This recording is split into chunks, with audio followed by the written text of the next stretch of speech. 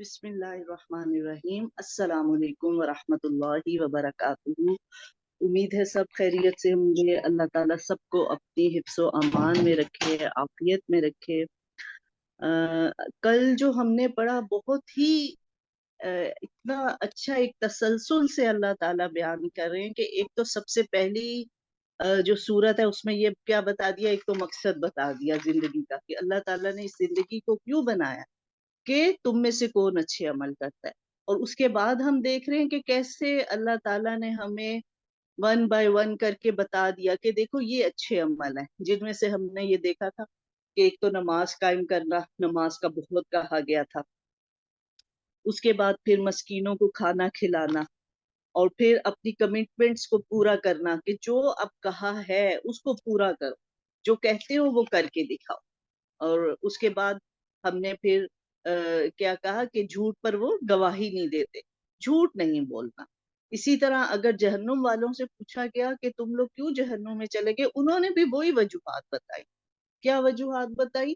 کہ ایک تو یہ کہ ہم نماز نہیں پڑھتے تھے، نمازوں کو ہم نے قائم نہیں رکھا ہوا تھا، اور دوسرا یہ کہ ہم مسکین کو کھانا کھلانے کی رغبت نہیں دلاتے۔ تو یہ اس سے پتہ چلتا ہے کہ کھانا کھلانے کا بھی بہت زیادہ ثواب ہے۔ اور دوسرا جو ایک جگہ بتایا کہ انہوں نے کہا ہم اپنے گھر میں ڈر کے رہتے تھے، اللہ سے غائبانہ ڈرتے تھے۔ تو یہ جو ایک ہر وقت اللہ تعالیٰ کا ایک احساس ہونا، ہر وقت یہ احساس رہے کہ ہم کچھ غلط تو نہیں کر رہے۔ حدیث میں آتا ہے کہ نبی صلی اللہ علیہ وآلہ وسلم نے فرمایا کہ اگر اچھا کام کر کے، نیکی کا کام کر کے تمہارے اندر دل میں خوشی محسوس ہو، اور کوئی برائی ہو گئی ہے تو دل میں ندامت آ جائے، پچھتاوا آ جائے، تو بس پھر اس کا مطلب ہے تم مومن، تم ایمان والے۔ تو ان دو چیزوں کا ہونا بہت بڑی نعمت ہے کہ جب تک وہ پچھتاوا نہیں ہوتا، وہ افسوس نہیں ہوتا، پھر انسان اس وقت تک اس سے دور ہٹنے کی کوشش نہیں کرتا۔ اور نیکی کا کام کر کے جب خوشی ملتی ہے تو وہ خوشی پھر آپ کو اور موٹیویٹ کرتی ہے کہ اب ہم اور زیادہ اس نیکی میں آگے بڑھیں۔ تو اللہ تعالی ہم سب کو نیکی کا کام کرنے کی توفیق عطا فرمائے اور برائیوں سے بچنے کی توفیق عطا فرمائے۔ آج کا لیسن شروع کرتے ہیں۔ نحمدہ و نصلی علی رسولہ الکریم، اما بعد فاعوذ باللہ من الشیطان الرجیم، بسم اللہ الرحمن الرحیم۔ رب اشرح لی صدری ویسر لی امری واحلل عقدۃ من لسانی یفقہوا قولی۔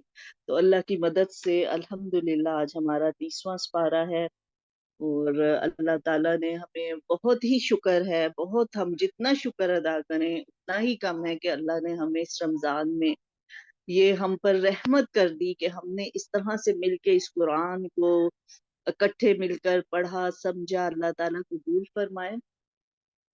تو سورت النبا، بسم اللہ الرحمن الرحیم۔ اما یتساءلون عن النبأ العظیم، یہ لوگ کس چیز کے بارے میں پوچھ گچھ کر رہے ہیں؟ اس بڑی خبر کے متعلق جس کے بارے میں اختلاف کر رہے ہیں، یقیناً یہ ابھی جان لیں گے، پھر بالیقین انہیں بہت جلد معلوم ہو جائے گا۔ کیا ہم نے زمین کو فرش نہیں بنایا اور پہاڑوں کو میخیں نہیں بنایا؟ یعنی کہ میخیں کیا مطلب ہے کہ پہاڑ زمین پر کس طرح سے جمے ہوئے ہیں کہ کچھ حصہ ان کا اندر ہے اور کچھ حصہ باہر ہے، یعنی میخوں کی طرح اس پہ جڑے ہوئے ہیں، جس سے پتہ چلتا ہے کہ وہ جو ایک مضبوطی جو زمین میں ایک ساؤنڈ سا آ گیا اور بالکل زمین ہماری ساکن ہے، ہل نہیں رہی ہے، وہ ان پہاڑوں کی وجہ سے ہے۔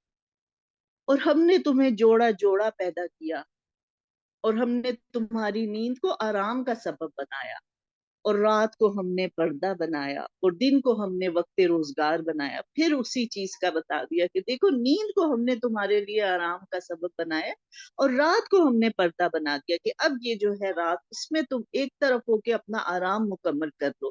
اس کے بعد دن کو ہم نے روزگار کا ذریعہ بنا دیا کہ اب جو ہے دن چڑھ گیا، اب اس میں اللہ کا فضل تلاش کرو۔ اور تمہارے اوپر ہم نے 7 مضبوط آسمان بنائے۔ تو یہ اللہ تعالیٰ نے ہمیں بتایا کہ یہ 7 مضبوط آسمان، یعنی ہمیں تو ایک ہی آسمان نظر آ رہا ہے، لیکن اللہ تعالیٰ نے ہمیں بتایا کہ اسی طرح سے اوپر 6 آسمان اور بھی ہیں۔ اور ایک چمکتا ہوا روشن چراغ سورج پیدا کیا، اور بدلیوں سے ہم نے بکثرت بہتا ہوا پانی برسایا تاکہ اس سے اناج اور سبزہ اگائیں اور گھنے باغ بھی اگائے۔ بے شک فیصلے کا دن مقرر ہے۔ اچھا، اب اللہ تعالیٰ نے یہ ساری چیزیں ایسی گنوائی ہیں کہ جس میں انسان کی کوئی قدرت ہے ہی نہیں، نہ انسان کا کوئی ہاتھ ہی نہیں ہے ان چیزوں میں۔ اگر ہم اپنی مرضی سے چاہیں کہ آج سورج نہ نکلے، ہم نہیں وہ کر سکتے۔ اگر ہم چاہیں کہ اچھا اس وقت جو ہے وہ بارش ہو جائے، بہت سخت گرمی ہو رہی ہے، ہم نہیں کر سکتے۔ یہ سب قدرت اللہ کی ہی ہے۔ اور پھر اگر ہم چاہیں کہ ہم رات کی جگہ دن کو لے آئیں، دن کی جگہ رات کو لے آئیں، ہم ایسا نہیں کر سکتے۔ تو اب ان سب باتوں کے بعد پھر اللہ تعالیٰ کہہ رہے ہیں بے شک فیصلے کا دن مقرر ہے۔ یعنی اگر اللہ تعالیٰ ان سب چیزوں پہ قادر ہے، وہ اتنی قدرت والے ہیں، تو پھر اللہ تعالیٰ نے جو قیامت بھی آئے گی اس میں تم اللہ کی قدرت میں شک بالکل نہ کر کہ وہ تو ایک دن مقرر ہے، وہ ایک وقت مقرر ہے، وہ اپنے وقت مقررہ پر آئے گی۔ جس دن کے سور میں پھونکا جائے گا، پھر تم فوج در فوج چلے آؤ گے اور آسمان کھول دیا جائے گا تو اس میں دروازے دروازے ہو جائیں گے۔ اور کیسے فوجیں آتی ہیں نا جب فوج کو حکم ہوتا ہے۔ اچھا، آرمی میں کتنا زیادہ یہ چیز ہے کہ آرڈر کو اوبے کرنا ہے فوراً۔ اگر اس میں ذرا سا بھی لیٹ ڈیلے ہو جائے، ذرا سا بھی، فوراً پنشمنٹ، فوراً کوئی نہ کوئی اس کی سزا مل جائے گی۔ تو فوجوں کی طرح اس دن ہم جب سور پھونکا جائے گا، ایسے جیسے ہمیں کسی نے حکم دے دیا کہ اب نکل آؤ، اور ہم ایسے ہوں گے جیسے ہمیں فوراً حکم آیا، بس اب ہم نے نکلنا ہے، کوئی کہیں بچ نہیں سکے گا۔ اور پہاڑ چلائے جائیں گے، بس وہ سیراب ہو جائیں گے۔ بے شک دوزخ کھات میں ہے، سرکشوں کا ٹھکانہ وہی ہے، اس میں وہ مدتوں پڑے رہیں گے۔ نہ کبھی اس میں خنکی کا مزہ چکھیں گے، نہ پانی کا سوائے گرم پانی اور پیپ۔ ان کو پورا پورا بدلہ ملے گا، یعنی اس میں کوئی چینج نہیں ہوگی۔ اللہ معاف کرے، انہیں تو حساب کی توقع ہی نہیں تھی، اور بے باکی سے ہماری آیتوں کی تکذیب کرتے تھے۔ ہم نے ہر ایک چیز کو لکھ کر شمار کر رکھا ہے، اب تم اپنے کیے کا مزہ چکھو، ہم تمہارا عذاب ہی بڑھاتے رہیں گے۔ یقیناً پرہیزگار لوگوں کے لیے کامیابی ہے، باغات اور انگور ہے، نوجوان کا عمر، عورتیں اور چھلکتے ہوئے مشروبات۔ وہاں نہ تو وہ بےہودہ بات سنیں گے اور نہ جھوٹی باتیں سنیں گے۔ اچھا، یہ ایک بہت ہی، میں کہتی ہوں کہ واقعی وہی جگہ جنت ہو سکتی ہے کہ جہاں ایک تو بےہودہ بات نہ ہو، دوسرا جھوٹی بات۔ اگر ہمارے ارد گرد کے لوگوں کو جھوٹ بولنے کی عادت ہو تو انسان بہت ٹینشن میں ہوتا ہے، بہت ٹینس رہتا ہے کہ کیونکہ اس بندے کا پتہ نہیں کہ وہ کس ٹائم پہ کیا جھوٹ بولتے، اور وہ پھر ٹرسٹ ہی نہیں رہتا، اور جب ٹرسٹ نہ رہے تو پھر ادھر اس تعلق کا مزہ ہی ختم ہو جاتا ہے۔ تو یہ بہت بڑی بات ہے جنت کی کہ وہاں پر کوئی جھوٹی بات نہیں سنیں گے۔ ان کو تیرے رب کی طرف سے پورا بدلہ ملے گا، جو کافی ہوگا انعام، اس رب کی طرف سے جو آسمانوں کا، زمین کا اور جو کچھ ان کے درمیان ہے، ان کا پروردگار ہے، بڑی بخشش کرنے والا۔ کسی کو اس سے بات چیت کرنے کا اختیار نہیں ہوگا۔ جس دن روح اور فرشتے صفے باندھ کر کھڑے ہوں گے تو کوئی کلام نہ کر سکے گا، مگر جسے رحمان اجازت دے دے وہ ٹھیک بات زبان سے نکالے۔ تو اس دن فرشتوں کی بھی لائن لگ جائے گی، قطار لگ جائے گی، لیکن اس دن کوئی بول نہیں سکے گا، کوئی، ہاں جس کو رحمان اجازت دے دے، جس کو اللہ تعالیٰ اجازت دے دے، تو ایسا وہ سخت دن ہوگا کہ کسی کو بات کرنے کی ضرورت نہیں ہوگی۔ اللہ تعالیٰ ہمیں اس دن کی سختی سے بچائے۔ اچھا، اس کے بعد ہے سورت النازعات۔ اس میں بھی کچھ قیامت کے منظر کا ذکر ہے۔ اس کے بعد پھر کیا آ رہا ہے کہ اب کہتے ہیں کہ مطلب جب وہ جہنم میں اور جب وہ عذاب کو دیکھ لیں گے تو کہیں گے کیا اس وقت جب کہ ہم بوسیدہ ہڈیاں ہو جائیں گے، کہتے پھر یہ لوٹنا تو نقصان دہ ہے، وہ تو صرف ایک خوفناک ڈانٹ ہے، وہ ایک دم میدان میں جمع ہو جائیں گے۔ یعنی اب اللہ تعالیٰ اس کے آگے پھر موسیٰ اور فرعون کا تھوڑا سا ہمیں بتا رہے ہیں کہ اگر یہ لوگ اس چیز پر ان کو یقین نہیں آتا تو یہ ذرا اس بات کو یاد کریں کہ جب موسیٰ علیہ السلام کی خبر تمہیں پہنچی ہے، جبکہ انہیں ان کے رب نے پاک میدان طویٰ میں پکارا کہ تم فرعون کے پاس جاؤ، اس نے سرکشی اختیار کر لی ہے، اس سے کہو کیا تو اپنی درستگی اور اصلاح چاہتا ہے، اور یہ کہ میں تجھے تیرے رب کی راہ دکھاؤں تاکہ تو اس سے डरने लगे, बस इसे बड़ी निशानी दिखाई तो इसने झुटलाया और नाफरमानी की। फिर पलटा दौड़ धूप करते हुए, सबको जमा करके पुकारा। अब सबको जमा करा, दौड़ धूप क्या की कि सब उधर से जादूगरों को भी बुला लिया। और अब क्या कह रहे, तुम सबका रब मैं ही हूँ। तो सबसे बुलंदो बाला अल्लाह ने भी इसे आखिरत के दुनिया के अजाब में गिरफ्तार कर लिया। बेशक इसमें उस शख्स के लिए इबरत है जो डरे। अब यहाँ पर फिरौन की मिसाल क्यों दे दी कि तुम तो बहुत आम इंसान हो, जो यानी कि नबी सल्लल्लाहु अलैहि वसल्लम जब काफिरों को कहते थे कि इस तरह हमें दोबारा उठाया जाएगा, वो तो बहुत आम से लोग थे, अरब के लोग, कोई उनके पास यानी कि वहां पर कोई खुशहाली नहीं थी, जाहिर है ना कोई सब्जी फल उगता है, कुछ भी वहां सहरा वालों के पास कोई भी चीज नहीं होती ऐसी। उस वक्त तो उनके पास ऑयल भी नहीं था ना, अब तो तेल की वजह से वो अच्छे हालों में आ गए हैं, लेकिन उस वक्त कुछ भी नहीं था उनके पास, आम से लोग थे वो, और तिजारत बस करते थे। तो अल्लाह ताला कह रहे हैं कि तुम लोग तो कुछ भी नहीं हो। वो इतना बड़ा फिरौन जो बहुत बड़ा बादशाह था, यानी कि ये नहीं कि वो बहुत अकल वाला समझदार था, ऐसे ही उसकी बादशाहत नहीं थी। वो तो एक अलग मौजू है कि हम देखें कि उसकी समझ और अकल क्या थी। आज तक बहुत सी बादशाहतें जहां भी दुनिया में उसको फॉलो किया जाता है, कहीं उसकी कंस्ट्रक्शन को फॉलो किया जाता है, कहीं उसके सिस्टम को। तो वो एक अलग पूरा टॉपिक है कि हम देखें कि वो बहुत बड़ा बादशाह था, वो कोई आम इंसान नहीं था। उसी बड़ाई ने तो उसको तकब्बुर में डाल दिया कि मैं बहुत समझदार हूँ और फिर मेरे पास इख्तियार भी बहुत है, मैं तो जो चाहे कर सकता हूँ। यानी इतना कामयाब इंसान था, उसको अपनी अकल पे इतना ट्रस्ट था, उसने कहा मैं तो जो चाहे कर सकता हूँ। और फिर उस तकब्बुर में इतना आगे बढ़ गया कि लोगों को क्या कह रहा है, सबको इकट्ठा करके कि मैं ही तुम्हारा रब, और तो कोई रब है ही नहीं, सब कुछ तो मेरे इख्तियार में है। तो जब फिर वो ना माना और अल्लाह ताला ने फिर उसको कैसे, एक गुलाम कौम के हाथों, जिस कौम को उसने गुलाम बनाया हुआ था, इंसान कोई सोच भी नहीं सकता कि एक इतना बड़ा बादशाह और वो कहे कि कल को ये गुलाम को मेरे जान ले लेगी, ऐसा कैसे हो सकता है। वो तो बिल्कुल कमजोर लोग थे, उनके हाथों मरवा दिया। तो अल्लाह ताला फरमा रहे हैं कि अब इस किस्से में बहुत इबरत, बहुत ही इबरत है उन लोगों के लिए जो अल्लाह से डरते, जिनके दिल में कोई खौफ है, कोई डर है, वो उनके लिए तो ये काफी है। बता देना, क्या तुम्हारा पैदा करना ज्यादा दुश्वार है या आसमान का। यानी कि अल्लाह ताला हमसे पूछे क्या हमारा बनाना, हमारा पैदा करना ज्यादा मुश्किल था या आसमान का। जाहिर है आसमान का पैदा करना, आसमान का बनाना बहुत मुश्किल है। एक तो वो उसकी वुसअत देखे, और फिर बगैर सतून के एक छत खड़ी है। हम तो सोच ही नहीं, आज इंसानों ने इतनी तरक्की कर ली है, लेकिन अभी तक कोई ऐसी छत नहीं बना सका इंसान के जिसके सतून ही कोई नहीं है। और इसकी फिर वुसअत देखे कितनी ज्यादा है, कहाँ से कहाँ तक है। हमारी निगाह थक जाती है लेकिन उसका एंड नहीं हम देख सकते।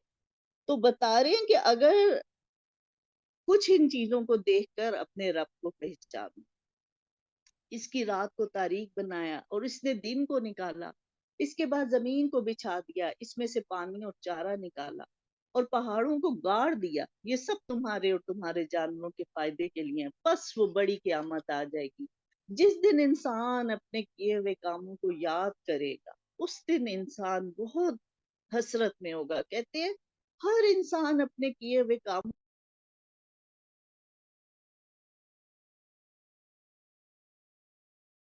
मैंने वो वक्त क्यों बर्बाद किया, मैं उसमें भी कोई जिक्र करता, थोड़ी नेकी करता, आज मैं अच्छे दर्जे पे चला जाता, ऊंचे दर्जे पे होता। और बद जो है वो भी हसरत करेंगे कि काश हम वक्त जाया ना करते, काश हम इन बातों को अच्छे तरीके से सुन के उस पर अमल करने की कोशिश करते।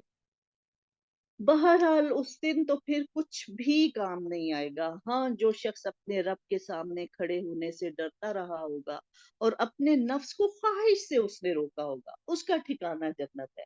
कौन जन्नत में जाएगा, किसका ठिकाना है जन्नत। एक तो जो अपने रब के सामने खड़ा होने से डरा, यानी कि हर वक्त उसके जहन में अब ये बात है कि मुझे अपने रब से मुलाकात करनी है और अल्लाह ने मेरा हिसाब लेना। ये बात हो तो काफी आप बुराइयों से बच सकते हैं।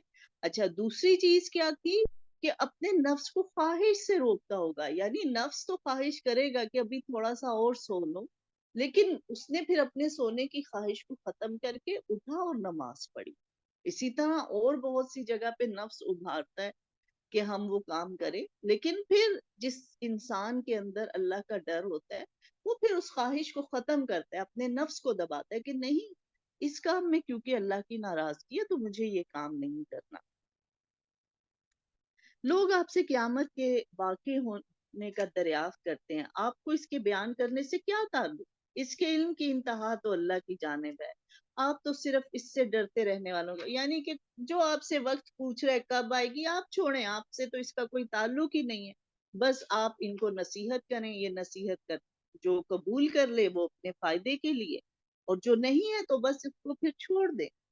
اور پھر اللہ تعالیٰ نے بتایا کہ اللہ کی مار انسان بہت ناشکر ہے، اسے اللہ نے کس چیز سے پیدا کیا، ایک نطفہ سے، پھر اندازے پر رکھا اس کو، پھر اس کے لیے راستہ آسان کر دیا، پھر اسے موت دی، پھر قبر میں دفن کیا، پورا یعنی کہ یہ چھوٹی چھوٹی سی 3 آیتیں جس میں ساری انسانی زندگی کا حال بتا دیا کہ وہ کیسے شروع ہوا تھا اور کہاں اس کا اختتام ہوا، اور اس کے بعد پھر اللہ کہہ رہے پھر جب چاہے گا اسے زندہ کر دے گا۔ یعنی ہر انسان کی یہی کہانی، چاہے وہ کوئی بادشاہ ہے، چاہے کوئی فقیر ہے، چاہے کوئی عالم ہے، کوئی سائنٹسٹ ہے، ہر انسان کی یہی کہانی ہے کہ وہ اسی طرح پیدا ہوا اور پھر اس نے زندگی گزاری، وہ قبر میں چلا گیا، اب قبر میں جب اللہ چاہیں گے وہ اٹھا لیں گے، تو ہم سے پہلے جو لوگ آئے ان میں سے بھی چلے گئے، اور پھر یہ کہ اب یہ سب کچھ تمہارے ساتھ بھی ہونا ہے، وہ چلے گئے تو تم لوگ بیٹھے نہیں رہو گے، بس جب کہ کان بہرے کر دینے والی قیامت آ جائے گی، اس دن آدمی اپنے بھائی سے، اپنی ماں اور اپنے باپ سے، اپنی بیوی اور اپنی اولاد سے بھاگے گا، ان میں سے ہر ایک کو اس دن ایسی فکر دامنگیر ہوگی جو اس کے لیے کافی ہوگی، یعنی اس دن وہ صرف اپنی ہی فکر کرے گا، اپنے رشتوں کی کوئی، آج ہم فکر کرتے ہیں نا اپنے بہن بھائیوں کی، اپنے بچوں کی، اپنے ماں باپ کی، اللہ تعالیٰ فرما رہے اس دن تو وہ صرف اپنے لیے ہی کافی ہوگا، وہ صرف اپنی فکر کر رہا ہوگا، کسی رشتے کی طرف نظر اٹھا کر بھی نہیں دیکھے گا، وہ کہے گا کہ بس میری جان بچ جائے کسی طرح۔ اس دن بہت سے چہرے روشن ہوں گے، ہنستے ہوئے اور حشاش بشاش ہوں گے، اور بہت سے چہرے اس دن غبار آلود ہوں گے جن پر سیاہی چڑھی ہوئی ہوگی، وہ یہی کافر بد کردار لوگ ہیں۔ اس کے بعد سورت تکویر ہے، اس میں بھی بہت زیادہ قیامت کا ہی ذکر ہے، بہرحال آگے پھر اللہ تعالیٰ فرما رہے ہیں کہ ان ہوا الا ذکر للعالمین، یہ تو تمام جہان والوں کے لیے نصیحت نامہ ہے، لمن شاء منکم ان یستقیم، بس اس کے لیے یہ ہے کافی جو تم میں سے سیدھی راہ پہ چلنا چاہتا ہے، یعنی قرآن کا فائدہ اسی انسان کو ہے جو اپنے راستے کو سیدھا کرنا چاہتا ہے، جو اپنی زندگی سے بس تنگ آ گیا کہ اب میں نے اپنی مرضی کی زندگی گزاری ہے، میں کس کو بھلائی سمجھ رہا ہوں، سیدھا راستہ کیا ہے، میرا انجام کیا ہونا ہے، یعنی ایک وقت ایسا ہوتا ہے کہ انسان اپنے اندر تذبذب میں پڑ جاتا ہے کہ میں جو کر رہا ہوں وہ صحیح بھی ہے یا نہیں۔ اب جس انسان کے اندر صحیح راستے پر چلنے کی تڑپ پیدا ہو جائے، جستجو پیدا ہو جائے، اصل میں یہ قرآن اس کو سیدھی راہ دکھا سکتا ہے، اور اگر وہ جستجو ہی نہیں ہے، وہ تڑپ نہیں ہے، پھر ہم پڑھ لیں گے لیکن ہم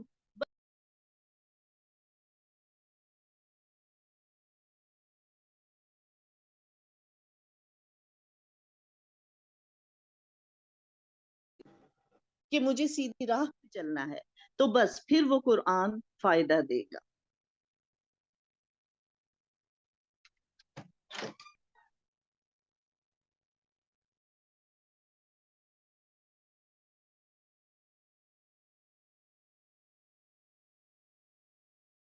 تو اللہ کرے کہ اللہ تعالیٰ ہمارے اندر اس جستجو کو پیدا کر دے کہ بس ہمیں یہ تڑپ ہو کہ ہمیں سیدھی راہ پہ چلنا ہے، بس پھر تو قرآن الحمدللہ ہمارے ہاتھوں میں ہے، اور اللہ تعالیٰ بس پھر اس کے ذریعے ہمیں انشاءاللہ ضرور ہدا دے گا، وما تشاءون الا ان یشاء اللہ رب العالمین، اور تم تو چاہ بھی نہیں سکتے اگر اللہ نہ چاہے، یعنی تم بغیر پروردگار عالم کے چاہے کچھ نہیں چاہ سکتے، ہم تو خواہش بھی نہیں کر سکتے، تو بس پھر یہی ہے کہ اللہ تعالیٰ سے رو رو کے ہدایت مانگے کہ اللہ تعالیٰ آپ ہمارے دل میں تڑپ پیدا کر دیں کہ ہمیں نیکیوں کی تڑپ پیدا کر دیں، ہمیں سیدھے راستے پر چلنے کی تڑپ پیدا کر دیں، تبھی کچھ ہو سکتا ہے، ورنہ یہ تو بہت بہت ہی مشکل حالات ہیں، جو پڑھتے ہیں اس طرح سے کہ یہ جہنم کا دن ہے، یہ قیامت کا دن ہے، جہاں اپنے بھی آپ کو کوئی لفٹ نہیں کرا رہے، اپنے بھی آپ سے بھاگ رہے ہیں، تو انسان کتنا بے بس ہو. بہت ہی سخت دن ہے، اللہ ہمیں اس دن کی سختی سے بچائے. بسم اللہ الرحمن الرحیم. ویل للمطففین. بڑی خرابی ہے ڈنڈی مارنے والوں کے لیے جو ناپ تول میں کمی کرتے ہیں. جب لوگوں سے ناپ کر لیتے ہیں تو پورا پورا لیتے ہیں، اور جب انہیں ناپ کر یا تول کر دیتے ہیں تو کم دیتے ہیں. کیا انہیں اپنے مرنے کے بعد جی اٹھنے کا خیال نہیں ہے؟ یہ تو وہی کر سکتا ہے نا. اب اللہ تعالیٰ کہہ رہے ہیں کہ یہ کام تو وہی کر سکتا ہے اصل میں جس کو دوبارہ اٹھنے کا پتہ ہی نہیں ہے، جسے قیامت کے دن پر کوئی ایمان ہی نہیں ہے کہ مجھے یہ سب حساب دینا ہے. اور اللہ تعالیٰ فرما رہے ہیں کہ ڈنڈی مارنا یعنی یہ بہت چھوٹی خیانت ہے کہ اچھا تھوڑا سا ہم چیز کو گیلا کر لیں، تھوڑا وزن زیادہ ہو جائے گا، یا پتہ نہیں کیا کیا طریقے ہیں اس چیز میں. بہرحال ایک حدیث میں ہے کہ جو قوم ناپ تول میں کمی کرتی ہے تو اس پر قحط سالی، سخت محنت اور حکمرانوں کا ظلم مسلط کر دیا جاتا ہے. اور اس میں پھر ہم یہ اچھی طرح سے سمجھ لیں کہ یہ صرف یہ ہر جگہ جو ڈنڈی مارنا ہے، چاہے وہ دکاندار کسی ناپ تول میں کمی کر رہے ہیں، چاہے اگر ہم کہیں جاب کر رہے ہیں وہاں پر ہم ٹائم جیسے ارائیول ٹائم بھی لکھنا ہے. اور اب تو خیر سکیننگ وغیرہ ہوتی ہے، وہ چیز ہی ختم ہو گئی ہے، لیکن اگر اس طرح سے ابھی بھی کہیں ہے کہ اچھا اپنا ٹائم جو ہے ہم دیر سے آئے اور پہلے لکھ دیں، یا جلدی چلے گئے ہیں لیکن ٹائم وہ لکھ دیں، یہ سب ڈنڈی مار کہ تھوڑی تھوڑی چیز میں ایسے خیانت سی کر لو. تو اللہ تعالیٰ ہمیں بچائے ان چیزوں سے کہ ان کا فائدہ کچھ نہیں ہے، یعنی بہت تھوڑے فائدے کے لیے اتنا بڑا عذاب خرید رہے ہیں. تو اللہ تعالیٰ ہمیں ان چیزوں سے بچائے. کیا انہیں مرنے کے بعد جی اٹھنے کا خیال نہیں اس عظیم دن کے لیے جس دن سب لوگ رب العالمین کے سامنے کھڑے ہوں گے؟ یقیناً بدکاروں کا نامہ اعمال سجین میں ہے. اور تمہیں کیا معلوم کہ یہ سجین کیا ہے؟ لکھی ہوئی کتاب ہے. اس دن جھٹلانے والوں کے لیے بڑی خرابی ہے جو جزا اور سزا کے دن کو جھٹلاتے تھے. اسے صرف وہی جھٹلاتا ہے جو حد سے آگے نکل جانے والا گناہگار ہے. جب اس کے سامنے ہماری آیتیں پڑھی جاتی ہیں تو کہہ دیتے تو اگلوں کے افسانے ہیں. نہیں، بلکہ ان کے دلوں پر ان کے اعمال کی وجہ سے زنگ چڑھ گیا. ہرگز نہیں، یہ لوگ اس دن اپنے رب سے اوٹ میں رکھے جائیں گے. پھر یہ لوگ بالیقین جہنم میں چھوڑے جائیں گے. پھر کہہ دیا جائے گا کہ یہی ہے وہ جسے تم جھٹلاتے رہے. یقیناً نیکوکاروں کا نامہ اعمال علیین میں ہے. اور تجھے کیا پتا کہ علیین کیا ہے؟ وہ بھی لکھی ہوئی کتاب ہے. مقرب فرشتے اس کا مشاہدہ کرتے ہوں گے. یقیناً نیک لوگ نعمتوں میں ہوں گے، مسحریوں پر بیٹھے ہوئے ہوں گے. ان کے چہروں سے ہی نعمتوں کی تر و تازگی پہچان لے گا. اور سر بمہر خالص مشروب پلائے جائیں گے جس پر مشک کی مہر ہوگی. سبقت لے جانے والوں کو اسی میں سبقت کرنی چاہیے. یعنی اس چیز کے لیے تم آپس میں مقابلہ کرو، اس چیز میں آگے بڑھنے کی کوشش کرو. نبی صلی اللہ علیہ وآلہ وسلم نے فرمایا جس مومن نے کسی پیاسے مومن کو ایک گھونٹ پانی پلایا اللہ تعالیٰ اسے قیامت والے دن الرحیق المختوم پلائے گا. جس نے کسی بھوکے مومن کو کھانا کھلایا اللہ تعالیٰ اسے جنت کے پھل کھلائے گا. جس نے کسی ننگے مومن کو لباس پہنایا اللہ تعالیٰ اسے جنت کا سبز لباس پہنائے گا. تو اس کے لیے ہمیں کوشش کرنی ہے اور اس میں سبقت لے جانے کی، اس میں آگے بڑھنے کی کوشش کرنی ہے. اگر مقابلہ کرنا ہے، اللہ تعالیٰ کہہ رہے ہیں اگر مقابلہ کرنا ہے تو ان چیزوں میں کرو، ان چیزوں میں آگے بڑھنے کی کوشش کرو.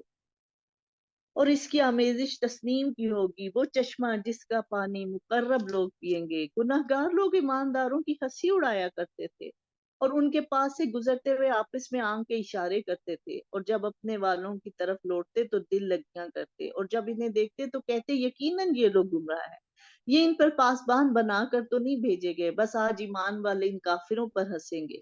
تختوں پر بیٹھے دیکھ رہے ہوں گے کہ اب ان منکروں نے جیسا یہ کرتے تھے پورا پورا بدلہ پا لیا. عام طور پر یہی ہوتا ہے کہ جو دین کے راستے پہ چلنے کی کوشش کرتا ہے اس کا مذاق اڑایا جا رہا ہوتا ہے. یہ ہماری سوسائٹی کا ایک ہے المیہ کہ جو سر پہ دوپٹہ لے لیں گی لڑکیاں، جو اپنے آپ کو کور کر لیں گی، بس ان کا مذاق اڑایا جاتا ہے. اب کیا کہہ رہے ہیں اللہ تعالیٰ کہ یہ جو کافر ہیں، یہ جو گناہگار ہیں، دنیا میں ان لوگوں کا مذاق اڑاتے تھے، آج وہ ایماندار اپنے اچھے انجام کو پہنچیں گے اور پھر ان کو دیکھیں گے اور کیا مذاق کیا اڑانا ہے. نیک بندہ تو مذاق اڑا ہی نہیں سکتا. ہم افسوس ہی کریں گے اور مگر یہ کہ وہ آرام میں ہوں گے اور دیکھ رہے ہوں گے کہ ان منکروں نے جیسا کیا تھا ان کو پورا پورا بدلہ پا. سورۃ انشقاق میں بھی تھوڑا سا یہ بتایا گیا ہے کہ اس دن زمین سب کچھ اکل دے گی اور خالی ہو جائے گی اور اپنے رب کے حکم پر کان لگائے گی اور اسی لائق ہے وہ. اے انسان تو اپنے رب سے ملنے تک کی کوشش اور تمام کام اور محنتیں کر کے اس سے ملاقات کرنے والا ہے. تو اس وقت جس شخص کے دائنے ہاتھ میں اعمال نامہ دیا جائے گا اس کا حساب تو بڑی آسانی سے لے لیا جائے گا اور وہ اپنے اہل کی طرف ہنسی خوشی لوٹ آئے گا. یعنی کہ اگر اعمال نامہ دائیں ہاتھ میں دے دیا، ابھی حساب نہیں ہوا، ابھی تو اعمال نامے تقسیم ہو رہے ہیں نا کہ سب کے ہاتھ میں اس کا اعمال نامہ دیا جائے گا. اب ایک نشانی یہ ہے کہ اگر رائٹ ہینڈ میں اعمال نامہ دیا گیا بس اس کا مطلب ہے کہ آپ کامیاب ہے، اس کا حساب آسانی سے لیا جائے گا.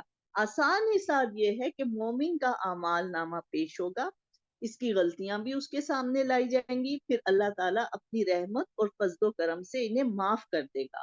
حضرت عائشہ فرماتی ہے کہ رسول اللہ صلی اللہ علیہ وآلہ وسلم نے فرمایا جس کا حساب لیا گیا وہ ہلاک ہو گیا.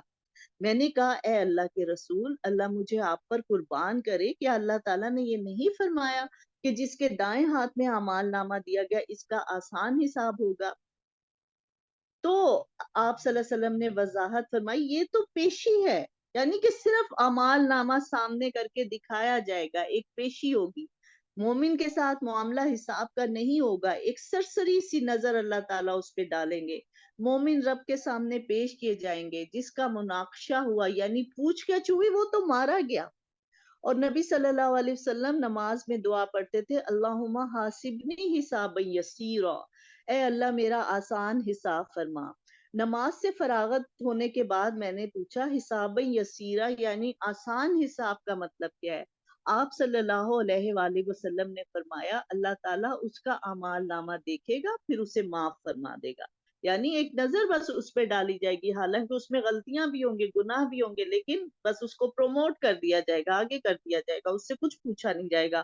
ہاں یہ نبی صلی اللہ علیہ وسلم فرما رہے ہیں کہ جس سے جو پوچھ لیا گیا، ایک بھی سوال اگر کسی سے ہو گیا بس وہ تو کیا جواب دیں گے. ایک نماز کے متعلق ہی ہم سے پوچھ لیا گیا کہ وہ تم نے نماز کیوں نہیں پڑھی تھی، ہمارے پاس کیا اس کا بہانہ کچھ ہوگا؟ کچھ بھی نہیں ہم بول سکیں گے.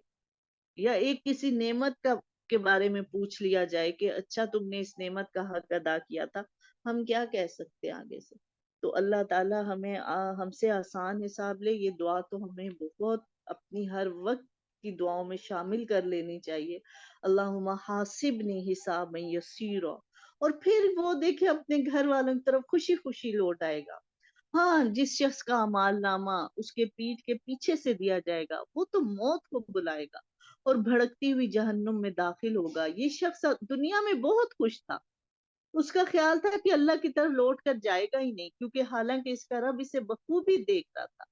بس شفق کی قسم اور رات کی اور اس کی جمع کردہ چیزوں کی قسم اور چاند کی جبکہ وہ کامل ہو جاتا ہے، یقیناً تم ایک حالت سے دوسری حالت پر پہنچو گے. انہیں کیا ہو گیا کہ یہ ایمان نہیں لاتے، اور جب ان کے پاس قرآن پڑھا جاتا ہے تو سجدہ نہیں کرتے، بلکہ جنہوں نے کفر کیا وہ جھٹلا رہے ہیں. اور اللہ تعالیٰ خوب جانتا ہے جو کچھ یہ دلوں میں رکھتے ہیں. انہیں المناک عذابوں کی خوشخبری سنا دو. ہاں ایمان والوں اور نیک اعمال کو بے شمار اور نہ ختم ہونے والا اجر ملے گا. اس کے بعد سورت البروج ہے اور اس میں کچھ مسلمان مومن مردوں اور عورتوں کا بتایا گیا کہ جو ایمان لائے تھے اور ان کے لیے آگ کی خندقیں تیار کر دی گئی تھی کہ ان کو ہم آگ میں زندہ جلا دیتے ہیں. بے شک جن لوگوں نے مسلمان مردوں اور عورتوں کو ستایا پھر توبہ نہ کی ان کے لیے جہنم کا عذاب ہے اور جلنے کا عذاب ہے. بے شک ایمان لانے والے اور نیک کام کرنے والوں کے لیے وہ باغات ہیں جن کے نیچے نہریں بہہ رہی ہوں گی، یہی بڑی کامیابی ہے. یقیناً تیرے رب کی پکڑ بڑی سخت ہے، وہی پہلی مرتبہ پیدا کرتا ہے اور وہی دوبارہ پیدا کرے گا. وہ بڑا بخشش کرنے والا اور محبت کرنے والا ہے، عرش کا مالک ہے، جو چاہے اسے کر گزرنے والا ہے. یعنی وہ جو چاہے کر گزرتا ہے، اس کے حکم اور مشیت کو ٹالنے والا کوئی نہیں ہے۔ کہتے ہیں حضرت ابو بکر صدیق سے ان کے مرض الموت میں کسی نے پوچھا، یعنی کہ ایسی بالکل آخری وقت تھا، بیمار تھے وہ اور موت کے آثار نظر آ رہے تھے۔ کسی نے پوچھا کیا کیسی طبیعت ہے، کسی طبیب کو دکھایا؟ انہوں نے فرمایا ہاں۔ پوچھا اس نے کیا کہا؟ فرمایا اس نے کہا انی فعال لما ارید، میں جو چاہوں کروں، میرے معاملے میں کوئی دخل دینے والا نہیں۔ مطلب یہ تھا کہ معاملہ اب طبیبوں کے ہاتھ میں نہیں رہا، میرا آخری وقت آ گیا اور اللہ ہی اب میرا طبیب ہے، جس کی مشیت کو ٹالنے کی کسی کے اندر طاقت نہیں۔ یعنی کہ جب وہ وقت آ جاتا ہے بس پھر اس وقت کو کوئی ٹال نہیں سکتا، چاہے وہ طبیب ہے، چاہے کتنا بھی بڑا ڈاکٹر ہے، جب وہ وقت آ جاتا ہے نا بس پھر اس کو کوئی نہیں ٹال سکتا، چاہے وہ کسی بوڑھے پر وقت آئے، چاہے جوان پہ آئے، چاہے بچے پہ آئے، اس وقت کو نہیں ہم ٹال سکتے۔ یہ بہت بڑی حقیقت۔ پھر ہم کہتے ہیں ہائے ہم ایسے کر لیتے، یہ کر لیتے، وہاں لے جاتے، نہیں، اصل بات یہی ہے کہ اس وقت کو کوئی ٹال ہی نہیں سکتا۔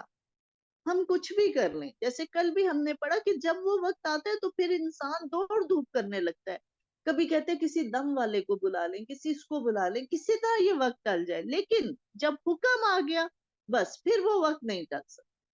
تو یہ اسی طرح سے کیسے موت کا وقت مقرر ہے، اسی طرح سے اللہ تعالیٰ کہہ رہی کہ قیامت کا دن بھی مقرر ہے، وہ اسی ٹائم پہ آئے گی، تم کیوں اس کی جلدی مچا رہے؟ ہاں جو اللہ نے ٹائم لکھے بس پھر اس کے آنے میں ایک لمحے کی بھی دیر نہیں، تو اس لیے اس کی مت فکر کرو، اس کی تیاری کی فکر کرو، اس دن جو حساب ہونا ہے اس کی فکر کرو۔ اچھا، یہاں پر سورت اعلیٰ ہے، اور سورت اعلیٰ نبی صلی اللہ علیہ وسلم وتر کی پہلی رکعت میں پڑھتے تھے، سبح اسم ربک الاعلیٰ، اپنے بہت ہی بلند اللہ کے نام کی پاکیزگی بیان کر، جس نے پیدا کیا اور صحیح سالم بنایا، اور جس نے ٹھیک ٹھاک اندازہ کیا، پھر راہ دکھائی، اور جس نے تازہ گھاس پیدا کی، پھر اس نے اس کو سکھا کر سیاہ کوڑا کر دیا۔ ہم تجھے پڑھائیں گے، پھر تم نہیں بھولو گے، مگر جو کچھ اللہ چاہے، وہ ظاہر اور پوشیدہ کو جانتا ہے۔ ہم آپ کے لیے آسانی پیدا کرتے رہیں گے، تو آپ نصیحت کرتے رہیں، اگر نصیحت کچھ فائدہ دے۔ ڈرنے والا تو نصیحت لے گا، ہاں بدبخت اس سے گریز کرے گا جو بڑی آگ میں جائے گا، جہاں پھر وہ نہ مرے گا نہ جیے گا، بلکہ حالت نزع میں پڑا رہے گا۔ استغفر اللہ، یعنی کہ اس وہاں پر حالت کیا ہوگی کہ نہ وہ زندگی ہے نہ موت ہے، اللہ معاف کرے۔ بے شک اس نے فلاح پالی جو پاک ہو گیا، یعنی جس نے اپنے آپ کو ایک پاکی کے اس میں کوشش میں لگا رہا کہ مجھ سے یہ غلطی ہوگی، بس اب آئندہ میں کوشش کروں میرے سے یہ غلطی نہ ہو، ایک کوشش میں وہ لگا رہا کہ بس میں گناہوں سے پاک ہو جاؤں۔ وذکر رسم ربی ہی فصلہ، اور جس نے اپنے رب کے نام کا ذکر کیا اور نماز پڑھتا رہا، یعنی کہ اللہ کا ذکر اور پھر نماز بہت ہی اہم چیز ہے انسان کو برائی سے بچانے کے، نیکی کے رستے پر چلنے کے لیے یہ دو چیزیں بہت اہم ہیں۔ وَذَكَرَ رَسْمَ رَبِّهِ فَصَلَّى، جس نے اپنے رب کا نام یاد رکھا اور نماز پڑھتا رہا۔ لیکن اللہ تعالیٰ کیا کہہ رہے ہیں، انسانوں کی اکثریت کیا ہے، بل تُؤْثِرُونَ الْحَيَاةَ الدُّنْيَا، تم تو دنیا کی زندگی کو ترجیح دیتے ہو، یعنی کہ دنیا کی زندگی میں لگ کے نماز چھوڑ دیتے ہو، دنیا کے کاموں میں لگ کے اللہ کے ذکر سے غافل ہو جاتے ہو۔ آخرت تو بہت بہتر اور بہت باقی رہنے والی ہے، یہ باتیں پہلی کتابوں میں بھی تھی، ابراہیم اور موسیٰ کے صحیفوں میں بھی یہی کچھ بتایا گیا تھا۔ بسم اللہ الرحمن الرحیم، سورۃ الغاشیہ، سورۃ الغاشیہ میں بھی بہت قیامت کا دن ہے، اور زیادہ تر جو آخری سپارے میں صورتیں ہیں وہ یہی لگ رہا ہوتا ہے کہ جیسے پہلے ہم قرآن کو پڑھ رہے تھے نا ایک اور فیلنگ آتی تھی، اب جیسے 29واں سپارہ پڑھا، 30واں سپارہ پڑھا، بس فیلنگ آ رہی ہے کہ جیسے اب بس دنیا ختم ہو رہی ہے۔ اللہ تعالیٰ ہم سب کو اپنے حفظ و امان میں رکھے اور برے انجام سے بچائے۔ سورۃ الفجر میں اللہ نے کہا انسان کا یہ حال ہے کہ جب اسے اس کا رب آزماتا ہے اور عزت اور نعمت دیتا ہے تو وہ کہنے لگتا ہے کہ میرے رب نے مجھے عزت دار بنایا، اور جب وہ اس کو آزماتا ہے کہ اس کی روزی تنگ کر دیتا ہے تو کہنے لگتا ہے کہ میرے رب نے میری اہانت کی، مجھے ذلیل کر دیا۔ یعنی کہ اللہ تعالیٰ نے کیا کہ جب اس کا رب آزماتا ہے اس کو عزت اور نعمت دے کے. اچھا ہمارے ہاں کیا ہے، ہم سمجھتے ہیں اچھا ہم تکلیف میں ہیں، ہم پریشانی میں، ہم بیماری میں، اللہ کی آزمائش آ گئی. جب عزت اور نعمت ملتی ہے، خوشیاں ملتی ہے، ہم کہتے ہیں میرے رب نے تو بہت عزت دی. ہم اس جب کہ اللہ کہہ رہے ہیں جب اللہ اس کو دے کے آزما رہا ہوتا ہے، ہم اس کو آزمائش نہیں سمجھتے. لیکن اللہ نے دونوں کو آزمائش کیا کہ جب تمہارا رب تمہیں دے کے آزماتا ہے تم یہ کہتے ہو کہ رب نے مجھے عزت، اور جب وہ تنگی میں ڈال کے آزماتا ہے تو کہتا ہے کہ میرے رب نے تو مجھے ذلیل کر دیا. کلا بل لا تکرمون الیتیم. بات اصل میں یہ نہیں ہے. بات کیا ہے کہ تم یتیموں کی عزت ہی نہیں کرتے اور مسکینوں کو کھانا کھلانے کی ترغیب نہیں دیتے. اللہ تعالیٰ کہہ رہے ہیں یہ باتیں چھوڑو، کرنے والے کام نہیں تم کر رہے ہو. باقی کوئی عزت نہیں، کوئی اللہ کبھی عزت نہیں، نہ کسی کی عزت چھینتا ہے. اصل تو بات یہ ہے کہ تم اس کے راستے پہ کوشش ہی نہیں کرتے. اور وہ کیا ہے کہ یتیموں کی عزت نہیں کرتے اور مسکینوں کو کھانا کھلانے کی ترغیب ہی نہیں دیتے، اور میراث کو سمیٹ سمیٹ کر کھاتے ہو، مال کو جی بھر کے عزیز رکھتے ہو، مال کو خرچ نہیں تم کرتے. کیسے دل میں تنگی آ جاتی ہے تمہارے؟ یقیناً جس وقت زمین پھوٹ پھوٹ کر برابر کر دی جائے گی اور تیرا رب آ جائے گا اور فرشتے صفے باندھ کر آ جائیں گے، اور جس دن جہنم بھی لا جائے گی اس دن انسان کو سمجھ آئے گا، مگر آج اس کے سمجھنے کا فائدہ کیا؟ بار بار یہی بتا رہا ہے کہ اس دن تو انسان کو سمجھ آ جائے گی، سب کچھ سمجھ آ جائے گی، لیکن اس دن سمجھنے کا کیا فائدہ؟ تو یہ بہت اللہ تعالیٰ نے ایسے طریقے سے بات کی ہے کہ دیکھو یہ بحثیں مت کرو. اصل بات جو ہے نا وہ یہ کہ تم نے مال کو سب کچھ سمجھا ہوا ہے، تم اپنا مال نہیں نکالتے، بخل کرتے ہو، اور پھر مسکینوں کو کھانا کھلانے کی رغبت ہی نہیں دلاتے، ایک دوسرے کو ترغیب نہیں دیتے. یہ نہیں کہ خود نہیں کھلا رہے، ایک دوسرے کو بھی ترغیب دینی ہے.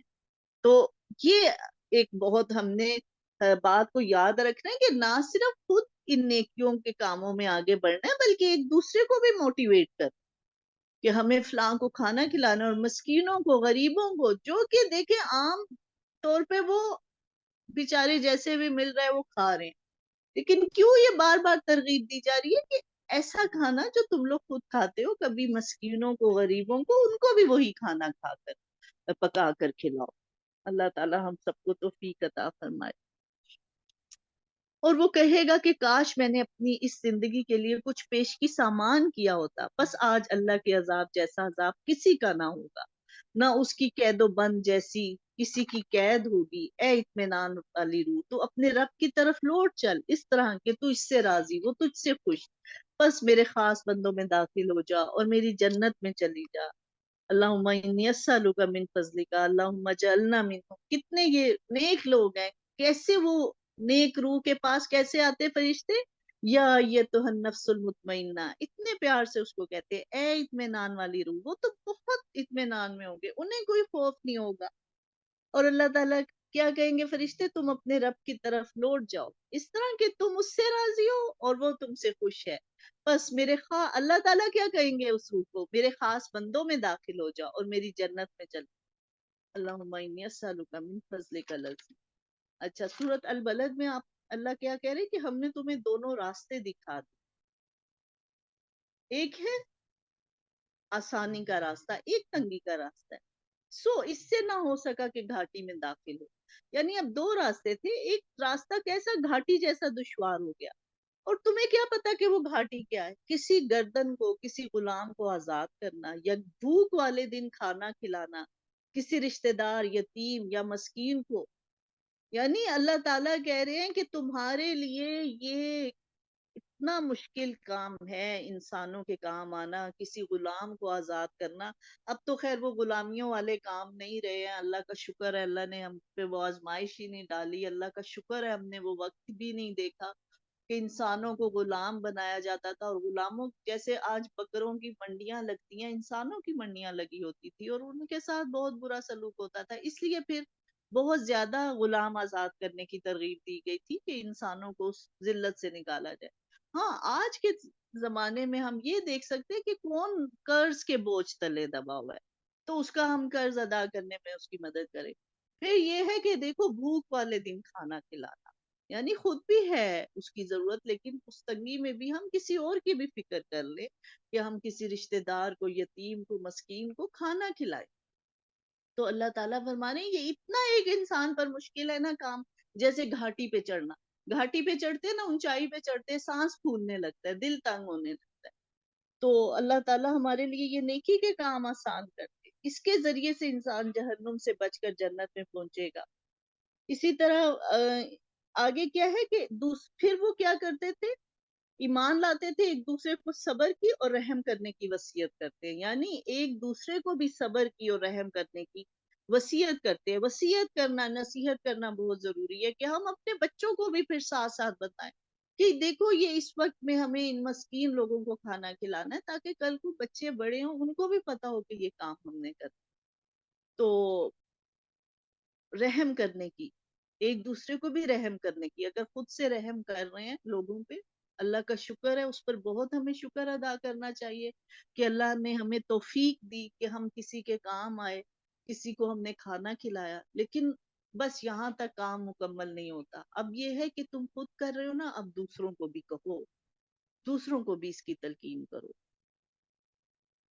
یہی لوگ ہیں دائیں بازو والے، خوش بختی والے، اور جن لوگوں نے ہماری آیتوں کے ساتھ کفر کیا یہ کم بختی والے ہیں. انہی پر آگ ہوگی جو چاروں طرف سے گھیری ہوئی ہو. اور پھر جس نے، آگے سورت اللیل میں ایک جگہ آ رہا ہے، اس آگ سے ایسا شخص دور رکھا جائے گا جو بڑا پرہیزگار ہوگا، جو پاکی حاصل کرنے کے لیے اپنا مال دیتا ہے. یعنی کہ وہ مال کس لیے دے رہے ہیں کہ اللہ تعالیٰ کی رضا حاصل ہو، میرے گناہوں کا خاتمہ ہو جائے، اللہ میرے سے میری برائیاں دور کر دے. کسی کا اس پر کوئی احسان نہیں کہ جس کا بدلہ دیا جا رہا ہے، اس پر کسی کا احسان نہیں ہوتا کہ وہ اس بدلہ اتارنے کے لیے کسی پہ اپنا مال خرچ کر رہا ہے، بلکہ وہ مال کیوں خرچ کرتا ہے کہ اللہ کی رضا حاصل کرنے کے لیے، اللہ سے قریب ہونے کے لیے، بلکہ صرف اپنے پروردگار بزرگ اور بلند کی رضا چاہنے کے لیے. یقیناً عنقریب اللہ اس سے راضی ہو جائے گا. تو آج کے بھی جو اس بارے میں بہت زیادہ مال کے خرچ کرنے کی ترغیب دی جا رہی ہے کہ دیکھو اپنے مالوں کو گن گن کے مت رکھو، جمع کر کر کے نہ رکھو، بلکہ اس میں سے اللہ کے بندوں پہ خرچ کرو. سورت الضحیٰ میں پھر اللہ تعالیٰ نے کچھ کہتے ہیں کہ 6 مہینے تک اللہ وحی نہیں آئی، اور لوگ مذاق اڑانے لگے. ایک عورت کہنے لگی کہ اے محمد، لگتا ہے تیرے شیطان نے تجھے چھوڑ دیا ہے، 2-3 راتوں سے میں دیکھتی ہوں وہ تیرے قریب نہیں آیا. اب نبی صلی اللہ علیہ وآلہ وسلم فرماتے ہیں کہ اتنے زیادہ مجھے ڈپریشن تھا کہ میں کہتا تھا کہ بس میں کسی پہاڑی سے چھلانگ لگا دوں. تو ظاہر ہے شروع کا ٹائم تھا، انسان وہ خود بھی کمزور ہوتا ہے کہ پتہ نہیں اب دوبارہ وہ فرشتہ آئے گا نہیں آئے گا. آپ صلی اللہ علیہ وسلم کو تو نہیں نا پتا تھا کہ یہ 23 سال کے عرصے میں پورا ہونا ہے، یہ تو ابھی نئی نئی چیز شروع ہوئی تھی. اب بیچ میں 6 منتھ کا گیپ آ گیا تو آپ بہت ہی پریشان ہوئے. اس وقت پھر اللہ تعالیٰ نے سورت الضحیٰ نازل کی، جو بہت ہی امید سے بھری سورت ہے. قسم ہے چاشت کے وقت کی، قسم ہے رات کی جب وہ چھا جائے. اب کیسے اللہ تعالیٰ تسلی دے رہے ہیں، نہ تو تمہارے رب نے تمہیں چھوڑا اور نہ وہ ناراض ہو، یقیناً تمہارے لیے انجام آغاز سے بہتر ہوگا، اور آپ کا رب بہت جلد آپ کو ایسا انعام دے گا کہ آپ راضی ہو جائیں گے. کیا اس نے آپ کو یتیم پا کر جگہ نہیں دی، اور پھر راہ بھولا تھا پھر ہدایت دے دی، اور آپ غریب تھے پھر آپ کو غنی کر دیا. بس اصل کام یہ ہے کہ تم بھی یتیم پر سختی نہ کرو، اور سوال کرنے والوں کو ڈانٹ ڈپٹ نہ کرو. یعنی ایک یہ بات بتا دی گئی کہ دیکھو ایسی بات نہیں ہے کہ اللہ آپ سے ناراض ہے، یہ ہم سبھی کے لیے ہے. قرآن کا مخاطب تو وہی ہے جو اس کو پڑھ رہا ہے، یہ صرف نبی صلی اللہ علیہ وسلم کے لیے نہیں ہے. اس لیے ہمیں بھی اگر ایسا فیل ہو رہا ہے جیسے اس وقت نبی صلی اللہ علیہ وسلم کو فیل ہوا تھا کہ کہیں اللہ تعالیٰ مجھ سے ناراض تو نہیں ہو گئے، تو اللہ تعالیٰ نہیں اپنے بندے سے ناراض ہوتے. اللہ کے احسانوں کو ہم یاد کریں، اور پھر کیا کہ ہاں یتیموں پر تم سختی نہ کرو، اور کوئی تم سے اگر سوال کرتا ہے، کوئی کچھ مانگ رہا ہے، اس کو ڈانٹ ڈپٹ نہ کرو، جھڑکو نہ اس کو، اور اپنے رب کی نعمتوں کو بیان کرو. اس کے بعد سورت التین ہے جس میں اللہ تعالیٰ نے فرمایا لقد خلقنا الانسان فی احسن تقویم، یقیناً ہم نے انسان کو بہترین صورت میں پیدا کیا، پھر اسے نیچوں سے نیچا کر دیا۔ یعنی کہ اللہ تعالیٰ نے انسان کو بہترین صورت میں پیدا کیا، انسان کو جو شکل دی ہے، جو اس کا چلنے کا طریقہ ہے، سب مخلوقات سے بہتر ہے، اور اس میں پھر وہ نیچوں سے نیچ ہو جاتا ہے، یعنی ایسا خوبصورت جوان بن جاتا ہے، اس کے بعد پھر وہ اس میں کمزوری آنا شروع ہو جاتی ہے، پھر وہ اتنا ایک دم سے پھر جسم دیکھتے ہیں ہم کہ شرنک ہونا شروع ہو گیا، ایک وہ جوان بالکل تندرست توانا، اب دیکھے اب پھر وہ نیچے کی طرف جا رہا ہے، اب پھر کمزوری آنا شروع ہو رہی ہے، جسم بھی شرنک ہو رہا ہے، ہاتھ پاؤں بھی سوکھ رہے ہیں، تو وہ ضعیف اور بالکل کمزوری کی عمر میں آ جاتا ہے۔ اسی طرح پھر یہی ہے کہ اللہ تعالیٰ جب انسان کو بہترین ساخت پہ پیدا کرتے ہیں اور وہ اچھے طریقے سے ان نعمتوں کا استعمال کرتا ہے، اللہ کا شکر گزار بندہ بن جاتا ہے، تو پھر اللہ تعالیٰ اس کو یعنی کہ اشرف المخلوقات بنا دیتے ہیں۔ پھر اس پر کیسا کیسا کرم ہوتا ہے، حضرت ابراہیم کا ذکر دیکھ لے، حضرت سلیمان کو دیکھ لے کہ بہترین نعمتوں کا استعمال کیا، اللہ کے پسندیدہ بندے بن کے، لیکن وہی نعمتیں جب تکبر میں مبتلا کرتی ہیں، پھر وہ اس کی مثال فرعون کی ہے کہ اس کو بھی سب کچھ دیا تھا لیکن وہ نیچوں سے نیچ ہو گیا، پتہ ہی نہیں چلا کہ کس طرح سے ان نعمتوں کا شکر ادا کرنا ہے، یہ تو پھر کیا انجام ہوا۔ تو یہ ہے کہ اس کا بہترین تو یہی ہے انسان کا کہ وہ اللہ کو پہچان کے اور پھر اپنے آپ کو عاجز بنا کر کمزور ہو کر اللہ کا بندہ بن کر زندگی گزارے۔ یقیناً جو لوگ ایمان لائے پھر نیک عمل کیے تو ان کے لیے ایسا اجر ہے جو کبھی ختم نہ ہوگا۔ اس کے بعد سورت الگ ہے، یہ وہ سورت ہے جو اس کی پہلی 5 آیتیں سب سے پہلی وحی، پہلی دفعہ جب حضرت جبرائیل علیہ السلام نبی صلی اللہ علیہ وسلم کے پاس آئے تو یہ آیتیں نازل ہوئی تھی۔ اقرا بسم ربک الذی خلق، پڑھ اپنے رب کے نام سے جس نے پیدا کیا، جس نے انسان کو خون کے لوتھڑے سے پیدا کیا، تو پڑھتا رہ، تیرا رب بڑے کرم والا ہے، جس نے قلم کے ذریعے علم سکھایا، جس نے انسان کو وہ سکھایا جو وہ نہیں جانتا تھا۔ تو اس میں علم کی بہت زیادہ اہمیت ہے کہ مسلمان کو اصل میں اللہ تعالیٰ ایجوکیٹڈ ایک نیشن دیکھنا چاہتے ہیں، اور بار بار پڑھنے کا حکم دیا، اور پھر یہ کہا کہ اصل میں جو علم ہے انسان کو وہ اللہ ہی نے سکھایا ہے۔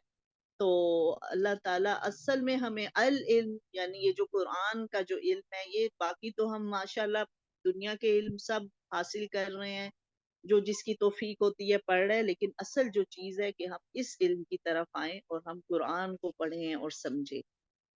سورۃ القدر ہے، اور اس میں یہ ہے کہ ہم نے اس کو شب قدر میں نازل کیا، یعنی قرآن پاک کا جو آغاز نزول نبی صلی اللہ علیہ وسلم پر بھی ہوا تھا وہ رمضان میں ہوا تھا، اور رمضان کی آخری جو طاق راتوں میں وہ شب قدر آتی ہے، اور اس کو لیلۃ الحکم بھی کہتے ہیں۔ اس کے معنی تنگی کیا کہتے ہیں، اس رات اتنی کثرت سے زمین پر فرشتے ہوتے ہیں کہ زمین تنگ ہو جاتی ہے۔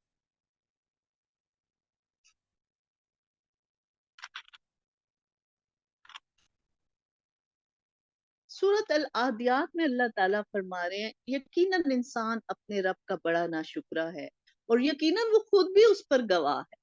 یہ مال کی محبت میں بڑا سخت ہے، کیا اسے وہ وقت معلوم نہیں جو قبروں میں جو کچھ ہوگا نکال دیا جائے گا، اور سینے کی پوشیدہ باتیں ظاہر کر دی جائیں گی، بے شک ان کا رب اس دن ان کے حال سے پوری طرح باخبر ہوگا۔ بسم اللہ الرحمن الرحیم، الہاکم التکاثر، زیادتی کی چاہ نے تمہیں غافل کر دیا، یعنی ایک دوسرے سے آگے بڑھنے میں زیادہ ہونے کی خواہش نے تمہیں بالکل غافل کر دیا دنیا سے، یہاں تک کہ تم قبرستان جا پہنچے، یعنی کہ مرنے کا وقت آ گیا، بس دنیا کی دوڑ میں لگے رہے کہ میں اس سے آگے پڑھ لوں، میں یہ اب میرے گھر میں چیز آ گئی ہے، اب میں یہ لے لوں، فلاں کے گھر یہ آ گیا ہم بھی یہ لے لیں۔ تو یہ ایک اللہ تعالیٰ کہہ رہے کہ انسان بس اسی چاہت میں اپنی زندگی گزارتا ہے یہاں تک کہ موت کا وقت آ جاتا ہے۔ ہرگز نہیں، عنقریب تم معلوم کر لو گے، پھر ہرگز نہیں، تم یقینی جلد جان لاؤ گے، بے شک جہنم کو دیکھ لو گے اور پھر تم اس کو یقین کی آنکھ سے دیکھو گے، پھر اس دن تم سے نعمتوں کے متعلق پوچھا جائے گا۔ تو یہ بہت لمحہ فکریہ ہے کہ اس دن نعمتوں کے متعلق پوچھا جائے گا، تو اس لیے بس یہی اس دنیا کی زندگی میں ہم کوشش کریں کہ جو اللہ تعالیٰ نے نعمتیں دی ہیں ان کا صحیح استعمال کریں اور پھر ان کو شیئر بھی کریں، یعنی کہ خود بھی اچھے طریقے سے ان کا استعمال کریں اور اپنے ارد گرد کے لوگوں میں بھی ہم ان کو بانٹنے کے ایک اللہ تعالیٰ جو بار بار بتا رہے ہیں نا اصل میں شیئرنگ کا، کہ جو رحمان کے بندے ہیں، جو اللہ کے بندے ہیں، وہ اپنی چیزوں کو اپنے پاس اپنے حد تک نہیں رکھتے بلکہ اس کو شیئر کرتے ہیں، اس کا فائدہ دوسروں کو دیتے ہیں۔ تو یہ اللہ تعالیٰ ہم سب کو توفیق عطا فرمائے۔ سورت عصر بہت ہی اہم سورت ہے، بسم اللہ الرحمن الرحیم، والعصر، زمانے کی قسم، یقیناً انسان سراسر نقصان میں، یعنی اللہ تعالیٰ نے فرمایا اس میں تو کوئی شک ہی نہیں ہے کہ انسان بہت نقصان میں ہے۔ نقصان ہے نا، جیسے ہم دیکھیں دنیا میں آتے ہیں، ایک بچہ آتا ہے دنیا میں اور وہ اپنی زندگی کو لکھوا کر لایا ہو، اب ہمارا دھوکہ کیا ہے کہ یہ بچہ بڑا ہوا، ہم یہ بات بھول جاتے کہ اب اس کی زندگی بھی کم ہو رہی ہے، یعنی جیسے جیسے دن گزرتا ہے زندگی تو کم ہو رہی، تو یہ ایک دھوکہ ہے، نقصان ہے۔ ہاں اب کچھ لوگ ہیں جو اس نقصان سے بچ سکتے ہیں اور ان کی یہ 4 خصوصیات ہیں، ان کو ہم اپنے اندر پیدا کرنے کی کوشش کریں۔ اِلَّا الَّذِينَ آمَنُوا، ایک تو جو ایمان لے آئے، اور الحمدللہ اللہ نے ہمیں ایماندار پیدا کر دیا ہے، ایمان والے گھروں میں پیدا کیا، اللہ کا بہت شکر ہے۔ اب جو ہمارے کرنے کا کیا کام ہے، وَعَمِلُوا الصَّالِحَاتِ، بس اب نیک کام کرنے لگ گئے، دیکھیں کیا کام نیکی کے ہے، کیا کام وہ ہے جس سے اللہ خوش ہوتے ہیں۔ دوسرا پھر وتواصوا بالحق وتواصوا بالصبر، اب یہ کہ خود بھی نیکی کی طرف جانا ہے اور پھر ایک دوسرے کو بھی جو ارد گرد کے لوگ ہیں ان کو بھی نیکیوں کی ترغیب دینی ہے، اور ان پر بھی اگر کوئی مشکل آ جائے اس راستے میں ان کو صبر کی تلقین کرنی ہے۔ جیسے بات پہلے بھی اللہ تعالیٰ کہہ رہے کہ وہ مسکین کو، غریب کو کھانا کھانے کی رغبت نہیں دلاتے تھے، یعنی اس سے ایک مطلب یہ آ رہا ہے کہ خود تو وہ کھلا رہے ہیں لیکن دوسرے کو نہیں کہہ رہے۔ تو یہ چیز بہت ضروری ہے کہ خود تو ہم نے نیک کام کرنے ہی ہیں انشاءاللہ، لیکن ساتھ ساتھ جو ہماری اولاد ہے، بہن بھائی ہیں، ہمسائے ہیں، جن سے ہمارے تعلقات ہیں، رشتہ دار ہیں، ان کو بھی تھوڑا تھوڑا جو ہے نیکی کے کاموں کی طرف ابھارنا، یہ بہت ضروری ہے۔ سورۃ ھمزہ میں ہے غیبت کرنے والے اور عیب ٹٹولنے والے کے لیے بہت خرابی ہے، تو اللہ تعالیٰ ہمیں اس سے بچائے کہ ہم لوگوں کے عیبوں کے پیچھے نہ پڑے، غیبت سے بچنے کی کوشش کرے۔ اچھا پھر کیا ہے، ایک اور کیا اس میں خرابی ہے، جو مال کو جمع کرتا جائے اور گنتا جاتا ہے، خرچ نہیں کرتا بلکہ گنتا ہے، جمع کرتا ہے، اچھا اتنے ہو گئے اتنے ہو گئے، وہ سمجھتا ہے اس کا مال اس کے پاس ہمیشہ رہے گا، ہرگز نہیں، یہ تو ضرور توڑ پھوڑ دینے والی آگ میں پھینک دیا جائے گا، اور تجھے کیا معلوم کہ یہ آگ کیا ہے، وہ اللہ تعالیٰ کی سلگائی ہوئی آگ ہوگی جو دلوں پر چڑھتی چلی جائے گی، اور ان پر بڑے بڑے ستونوں میں ہر طرف سے بند کی ہوگی۔ اللہ ہمیں معاف فرمائے، اللہ تعالیٰ ہمیں اس آگ سے بچائے۔ اس کے بعد سورت الماعون میں بھی یہی ہے کہ کیا تو نے نہیں دیکھا ہے اس شخص کو جو روز جزا کو جھٹلاتا ہے، یہ وہ ہے جو یتیم کو دھکے دیتا ہے اور مسکین کو کھانا کھلانے کی ترغیب نہیں دیتا، بس ان نمازیوں کے لیے ہلاکت۔ کن نمازیوں کے لیے؟ نمازیوں کے لیے۔ یہاں تو اگر یہ بات ہو جائے کہ بے نمازیوں کے لیے ہلاکت ہے تو انسان چونکے نہ، یہ تو بہت چونکنے کی بات ہے۔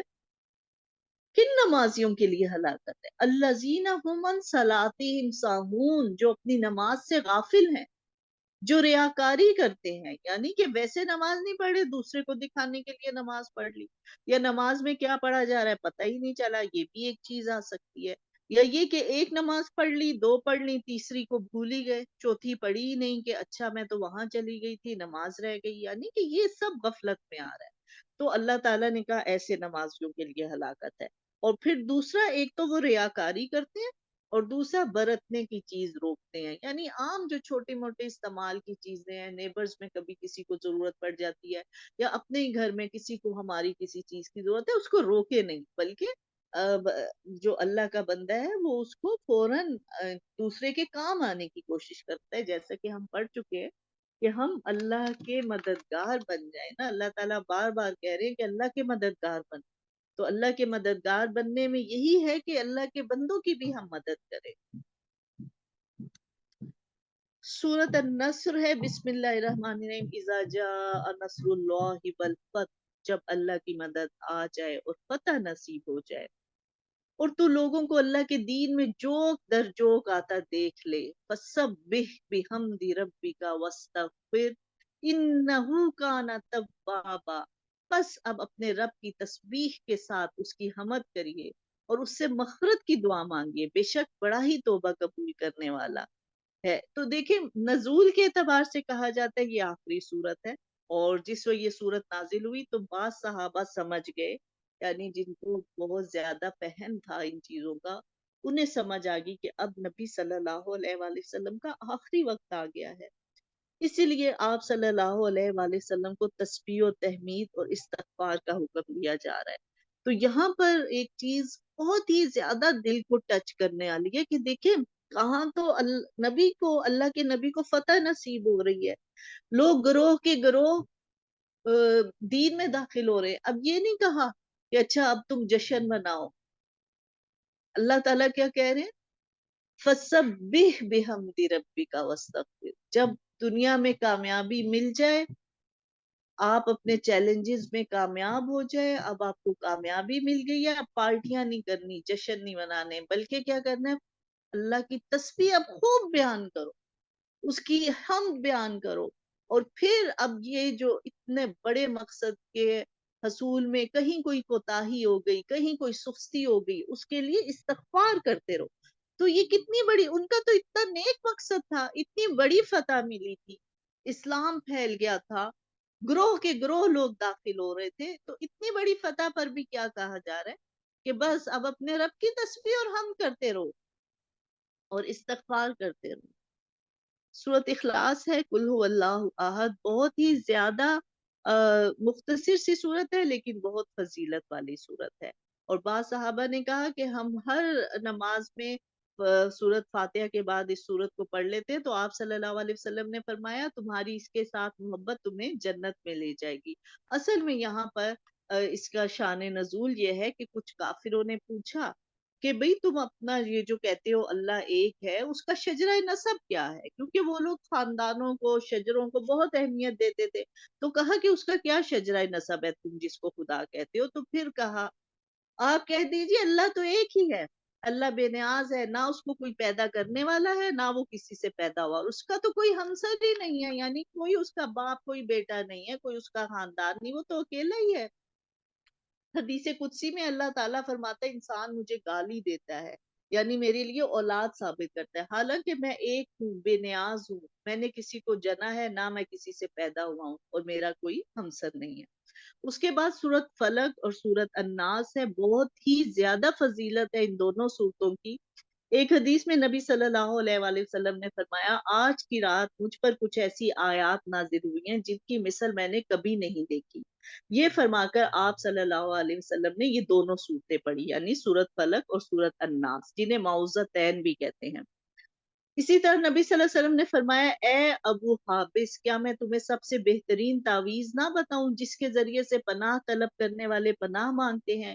انہوں نے عرض کیا ہاں ضرور بتائیے۔ آپ صلی اللہ علیہ وآلہ وسلم نے ان دونوں صورتوں کا ذکر کر کے فرمایا یہ دونوں معوذتان ہیں، یعنی کہ ان سے پناہ مانگی جائے، ان سے آپ اللہ کی پناہ میں آ جائیں۔ اسی طرح کہا جاتا ہے کہ نبی صلی اللہ علیہ وسلم انسانوں اور جنوں کو کی نظر سے پناہ مانگا کرتے تھے۔ جب یہ دونوں صورتیں نازل ہوئی تو آپ صلی اللہ علیہ وآلہ وسلم نے ان کے پڑھنے کو معمول بنا لیا اور باقی دوسری سب چیزوں کو چھوڑ دیا۔ حضرت عائشہ فرماتی ہیں کہ جب آپ صلی اللہ علیہ وسلم کو کوئی تکلیف ہوتی تو معوذتین قل اعوذ برب الفلق اور قل اعوذ برب الناس پڑھ کر اپنے جسم پر پھونک لیتے۔ جب آپ صلی اللہ علیہ وسلم کی تکلیف زیادہ ہو گئی، یعنی کہ مرگ الموت کا ذکر کر رہی ہیں، تو میں یہ صورتیں پڑھ کر آپ صلی اللہ علیہ وسلم کے ہاتھوں کو برکت کی امید سے آپ صلی اللہ علیہ وسلم کے جسم پر پھیرتی تھی۔ اسی طرح نبی صلی اللہ علیہ وآلہ وسلم کا یہ معمول بھی تھا کہ رات کو سوتے وقت سورت اخلاص اور معوذتین، یعنی یہ جو آخری تینوں کل ہیں، ان کو پڑھ کر اپنی ہتھیلیوں پر پھونکتے اور پھر انہیں پورے جسم پر ملتے، پہلے سر، چہرے اور جسم کے اگلے حصے پر پھیرتے، اس کے بعد جہاں تک آپ صلی اللہ علیہ وآلہ وسلم کا ہاتھ پہنچتا پیچھے بھی پھیر لیتے۔ تو یہ رات کو ہمیں بھی معمول بنانا چاہیے، اور اس میں ہم اللہ کی پناہ مانگ رہے ہیں، معوذتین اس لیے ان کو کہا گیا کہ ان کے ذریعے اللہ کی پناہ مانگو۔ کس چیز سے؟ آپ کہہ دیجئے میں صبح کے رب کی پناہ میں آتا ہوں ہر اس چیز کے شر سے جو اس نے پیدا کی، اور اندھیری رات کی تاریک کے شر سے جب اس کا اندھیرا پھیل جائے۔ تو من شر ما خلق، ماں میں سب کچھ آ گیا، ہر جاندار ہر بے جان، من شر ما خلق، ہر چیز کے شر سے جو اس نے پیدا کی۔ اور پھر کہاں کہاں شر ہے وہ آپ دیکھ لیں، اس میں کیڑے مکوڑے بھی آ جاتے ہیں، بیماریاں بھی آ جاتی ہیں، ڈینگی بھی آ جاتا ہے، کرونا بھی آ جاتا ہے، ہر چیز کے شر سے اللہ کی پناہ میں آ جاؤ، اور گرہ لگا کر پھونکنے والیوں کی شر سے، اور حسد کرنے والے کی برائی سے جب وہ حسد کرے۔ اسی طرح سورۃ الناس میں ہم دیکھتے ہیں کہ آپ کہہ دیجئے میں لوگوں کے پروردگار کی پناہ میں آتا ہوں، لوگوں کے مالک کی، لوگوں کے معبود کی۔ کس چیز سے؟ وسوسہ ڈالنے والے، پیچھے ہٹ جانے والے کے شر سے، جو لوگوں کے سینوں میں وسوسہ ڈالتا ہے، اور وہ انسان میں سے بھی ہے اور جن میں سے بھی۔ یعنی کہ وسوسہ ایک باریک سا خیال ہے کہ بس ایسے ہی ایک شیطانی سا خیال دل میں آ جاتا ہے کچھ، اور وہ انسان کو کہاں سے کہاں لے جاتا ہے، تو اس سے پناہ مانگی گئی ہے۔ تو اللہ تعالی ہم سب کو توفیق عطا فرمائے ان کو پڑھنے کی۔ وآخر دعوانا ان الحمدللہ رب العالمین۔ تھوڑی سی دعا کر لیتے ہیں۔ سبحان اللہ و بحمدہ، سبحان اللہ العظیم۔ اللہم صلی علی محمد وعلی آل محمد کما صلیت علی ابراہیم وعلی آل ابراہیم انک حمید مجید۔ اللہم بارک علی محمد وعلی آل محمد کما بارکت علی ابراہیم وعلی آل ابراہیم انک حمید مجید۔ ربنا آتنا فی الدنیا حسنۃ وفی الآخرۃ حسنۃ وقنا عذاب النار۔ ربنا ظلمنا انفسنا وان لم تغفر لنا وترحمنا لنكونن من الخاسرین۔ اللهم احسن عاقبتنا في الامور كلها واجرنا من خزي الدنيا وعذاب الاخرة۔ اللهم حاسبنا حسابا يسيرا، اللهم حاسبنا حسابا يسيرا، اللهم حاسبنا حسابا يسيرا۔ یا اللہ ہم نے جو کچھ پڑھا اسے قبول فرما لے۔ یا اللہ اس کے پڑھنے میں، اس کے سننے میں، اس کے سمجھنے میں اگر کوئی غلطی ہو گئی اسے معاف فرما دینا۔ یا اللہ آپ کا بہت شکر ہے، بہت شکر ہے، آپ نے ہمیں توفیق دی، آپ نے ہمیں یہ موقع دیا ہم آپ کی کتاب کو پڑھ سکیں۔ اللہ تعالیٰ آپ ہمیں اپنے لیے خالص کر لیں، آپ ہمیں اپنی کتاب کے لیے چن لیں، ہمیں اس کو پڑھنے والا، اس کو سمجھنے والا بنا۔ ہمیں، ہماری اولاد کو، ہمارے ازواج کو، ہماری آنے والی نسلوں کو اپنی ہدایت کے لیے خالص کر۔ اللہ تعالیٰ ہمیں ضائع ہونے سے بچا۔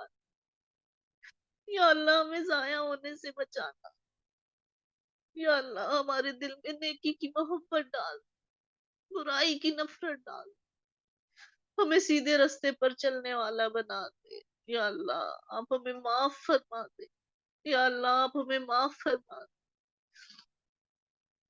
یا اللہ آپ کا مبارک مہینہ بھی ختم ہونے کو ہے، جو ہم سے کوتاہیاں ہو گئی، غفلت ہو گئی، سستی ہو گئی، اپنی رحمت سے پورا کر دیجیے گا۔ یا اللہ یہ ہماری ٹوٹی پھوٹی سی کوششیں ہیں، آپ ان میں برکت ڈال دیں، میں ہمارے لیے خیر ڈال دیں، اپنی رحمت سے ان کو پورا کر دیجیے گا۔ یا اللہ ہمیں معاف فرما دے۔ یا اللہ ہمارے والدین پہ رحم فرمانا، ان کے درجات کو بلند کرنا۔ یا اللہ جن کے اپنے چلے گئے ہیں انہیں صبر دے، حوصلہ دے، ہمت دے، ان کے دلوں کو مضبوط کرنا۔ جو چلے گئے ہیں ان کے درجات کو بلند کرنا، ان کو جنتوں میں جگہ دینا۔ اللہم اغفر للمومنین والمومنات والمسلمین والمسلمات۔ یا اللہ ہمیں جانے والوں کے لیے صدقہ جاریہ بنا دے۔ یا اللہ ہمیں جانے والوں کے لیے صدقہ جاریہ بنا دے۔ جب ہم چلے جائیں تو ہمارے پیچھے والوں کو ہمارے لیے صدقہ جاریہ بنا دے۔ یا اللہ ہمیں ایمان کی زندگی دینا، ایمان کی موت دینا۔ یا اللہ ایمان کی موت دینا۔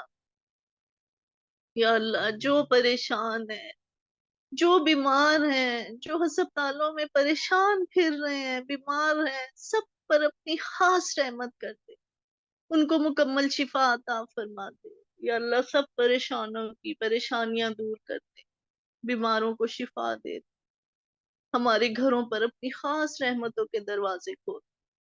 یا اللہ ہمیں ایمان کی زندگی اور ایمان کی موت دینا۔ یا اللہ دنیا اور آخرت میں نیک لوگوں کا ساتھ عطا فرما۔ یا اللہ دنیا اور آخرت میں نیک لوگوں کا ساتھ عطا فرما۔ یا اللہ ہمیں قبر کے عذاب سے بچانا۔ یا اللہ قبر کے عذاب سے بچانا۔ یا اللہ جہنم کی آگ سے بچانا۔